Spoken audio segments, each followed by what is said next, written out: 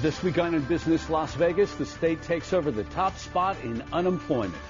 Plus, a national mortgage fraud investigation culminates with arrests in the mortgage fraud capital of the nation, Las Vegas. And a new group takes aim at union organizing efforts. In Business Las Vegas is next. Dana Gentry and Jeff Gillan take a look at Nevada's movers and shakers. This is In Business Las Vegas. Now I'll try this one. Other issues may have pushed it to the back burner in Washington, but organized labor says it still has not forgotten about the Employee Free Choice Act. Now, that act would make it easier for workers to organize, and workers would be able to unionize by signing cards indicating they want to join a union. That's a change from current practice, which gives employers the right to ask for secret ballot elections. Business groups say they will fight this move to expand the so-called card check. One group launched its push against the measure last week, and joining me today is McKay Daniels with the Alliance to Protect Nevada Jobs. Mr. Daniels, great to have you on our program. Great to be here, Thanks for Jeff. coming in. So how exactly would card check cost jobs? It would take away, first, as you mentioned, the secret ballot and allow forced unionization.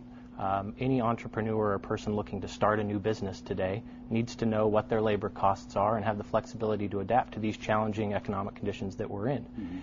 If an entrepreneur or a small business has that flexibility taken away, whether through binding arbitration or other measures that the Employee Forced Choice Act has in it, they would be forced to cut back staff, reduce hours, and limit what they're able to do and the flexibility that they have to adjust to these times. I mean, you call it the Employee Forced Choice Act. It's actually the Employee Free Choice Act is what the actual name of the measure is. There is nothing free about this act. The price tag, the methods by which unionization would occur, the right to a secret ballot is a fundamental American right. But what unions and supporters of EFCA say is, look, this simply levels really the playing field. That right now, many of the eggs are in employers' baskets. They can limit the flow of info. They can require workers to attend anti-unionization meetings and that type of thing.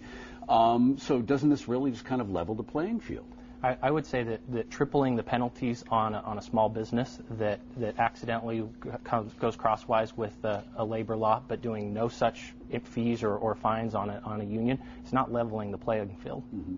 What in terms of union membership, I mean, a study showed that when people join unions, wages go up. I mean, isn't that in the long run better for small business and for all business, giving workers more money in their pockets? Essentially, they'll spend more at businesses.